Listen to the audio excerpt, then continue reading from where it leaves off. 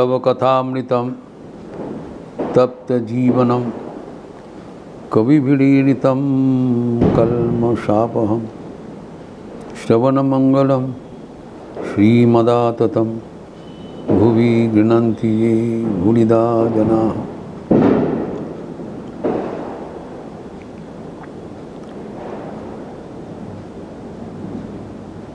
भगवान श्री कृष्ण का लीला का आज अंतिम चर्चा होगी। हम लोग देखे हैं कि उसके लीला कितना व्यापक था। भारत के कोन कोन में विभिन्न रूप से उनका प्रचार हुआ।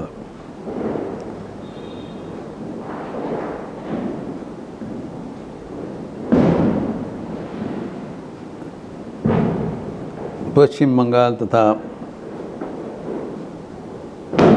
उत्तर पूर्व भारत में गोपाल रूप से पूजित है। ओडिशा में जगन्नाथ रूप से कृष्ण का पूजा हो रहा है। वैसे ही राजस्थान में श्रीनाथ, महाराष्ट्र में विट्ठल विठोवा एवं गुजरात में द्वारकाधीश।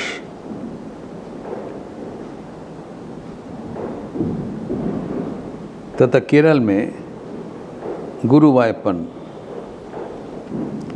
तमिल ग्रंथ में भी कृष्ण का एवं रुक्मिणी का उल्लेख है। और वृंदावन में, उत्तर प्रदेश में वृंदावन बिहारी लाल, क्योंकि प्रेम का अवतार है। भगवान श्री कृष्ण के जीवन में जितने लीला प्रदर्शित हुआ था, प्रत्येक लीला में गंभीर संकेत है, गंभीर संदेश है।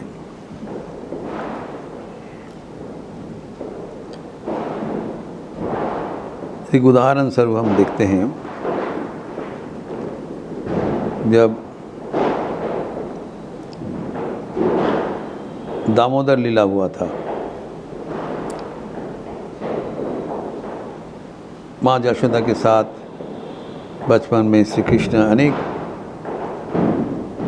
प्रेम लीला किया था। भक्त जब भगवान को चाहते हैं, भगवान भी भक्तों का अपना प्रेम देकर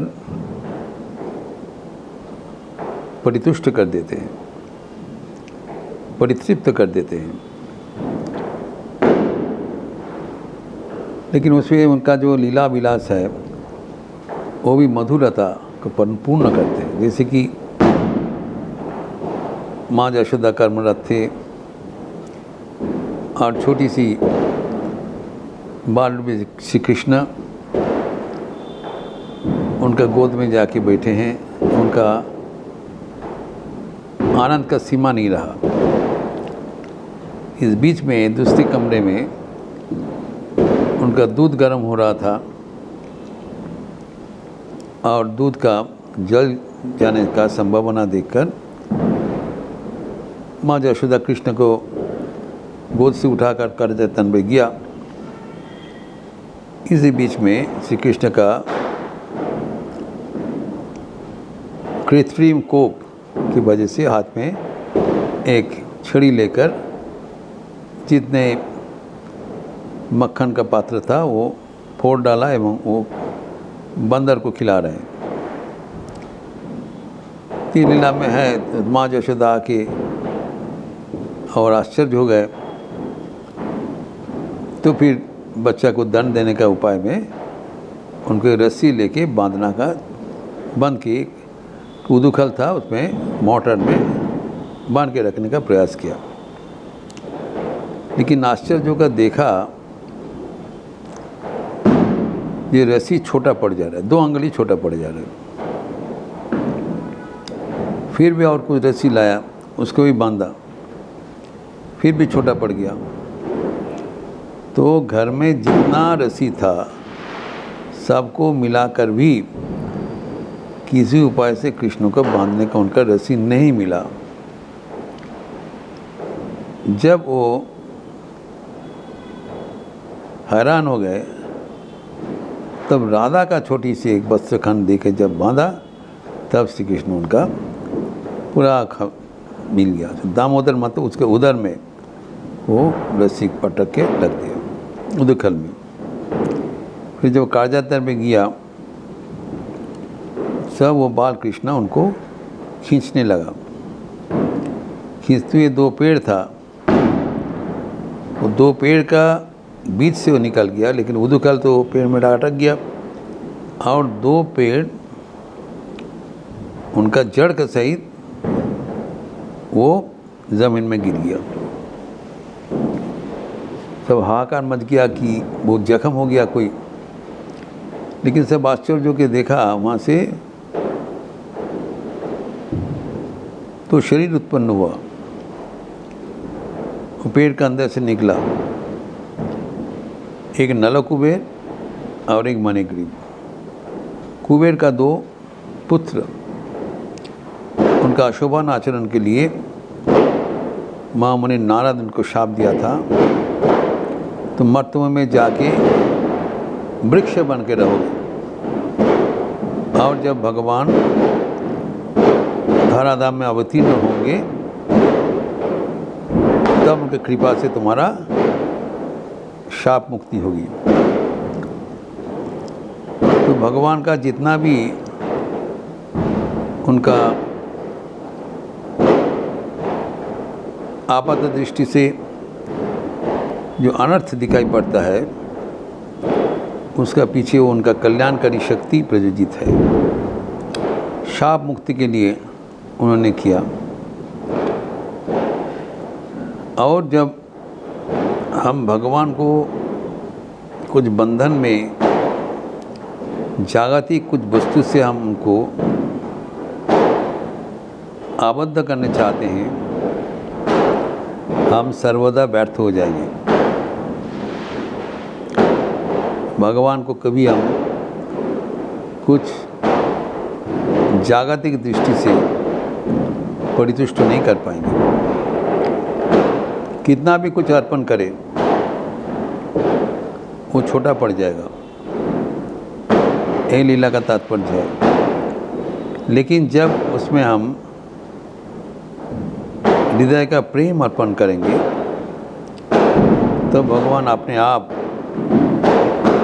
अपने को बंधन में फंसा देते हैं। भगवान भक्ताधीन है, भक्त का प्रेम के लिए वो कातर है। एक कृष्ण अवतार में एक प्रधान योगदान, जिसे कहा गया है कि वृंदावन में जो गोपियों के साथ उनका लीला हुआ था वो अनूठा है। हमारे सबके भीतर भक्ति है, प्रेम है, स्नेह है, वो ईश्वर को अर्पण करना ही हमारे जीवन का लक्ष्य है। श्री रामकृष्ण कहते हैं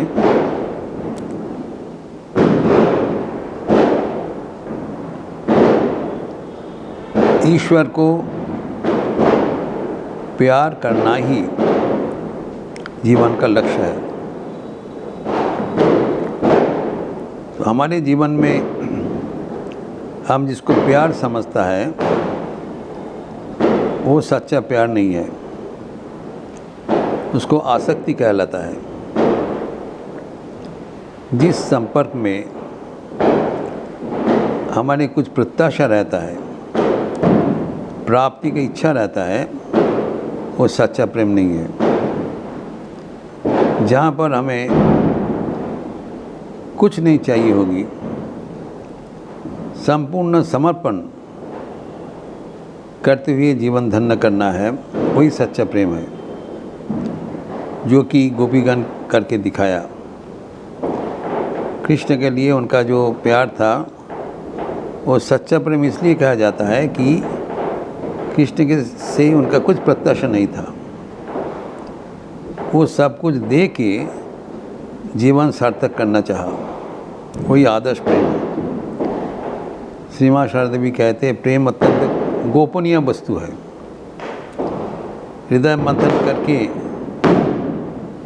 हमारे जीवन का जो सार है वो एकमात्र देने का स्थान भगवान ही है, क्योंकि वो प्रेम का अवतार है। और कृष्ण अवतार में मानव शरीर धारण करके श्री कृष्ण हमें दिखाया प्रेम का अवतार कैसा होता है। उनका जो वृंदावन लीला इसलिए अनूठा लीला है। गोपीगण का कहा जाता है उल्लेख महा ऋषि थे पूर्व जन्म में। श्री कृष्ण का भगवान का प्रेम आस्वादन करने के लिए वृंदावन में गोपी रूप से उन लोग अवतरित हुए थे। कोई साधारण व्यक्ति नहीं है। और भगवान श्री कृष्ण नर शरीर धारण करके उनके ये मनोवासना पूर्ण कर दिया। बराबर के लिए मानव जीवन के लक्ष्य है कैसे पूर्ण किया जाए, पूर्ण करके कैसे वो जीवन आनंद में परिपूर्ण किया जाए, उसका दृष्टांत श्री कृष्ण अवतार में हमें दिखाई पड़ता है। तो हम बताएं एक ओर से श्री कृष्ण का भगवद गीता के कृष्ण, क्योंकि योग समन्वय करके दिखाया जीवन कैसे संतुलित करते हुए सार्थक बनाया जाए। हमारे जो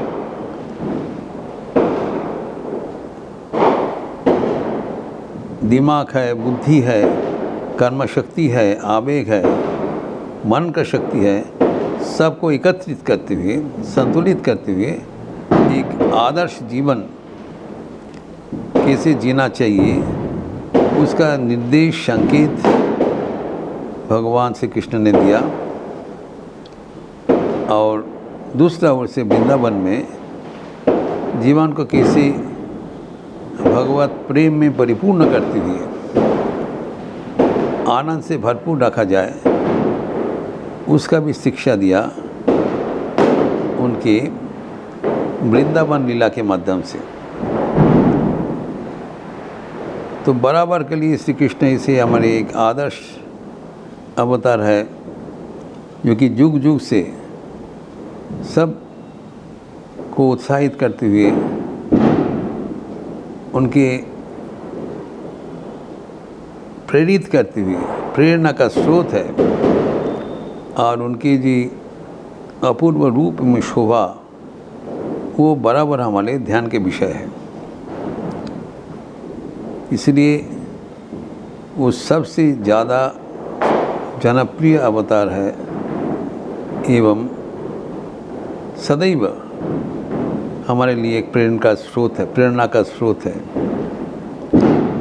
हम लोग अत्यंत भाग्यशील है कि हमारे सामने भगवान का श्री कृष्ण के जैसा एक अनूठा चरित्र उपस्थित है, जिसको अवलंबन करते हुए हम बराबर के लिए जीवन को सफल बना सकते हैं। इसके आगे जो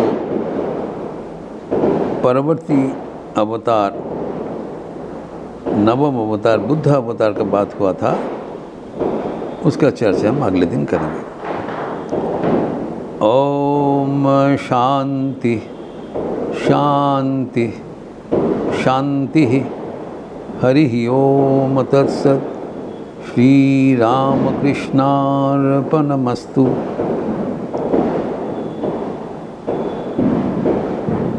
अच्छा रहिए, स्वस्थ रहिए, आनंद में रहिए। नमस्कार।